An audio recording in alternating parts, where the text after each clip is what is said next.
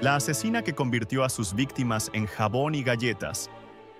En la Italia de los años 30, Leonarda Cianciulli parecía una madre ejemplar, pero escondía un lado macabro. Convencida de que debía hacer sacrificios humanos para proteger a su hijo, atrajo a 3 mujeres con promesas de trabajo y fortuna.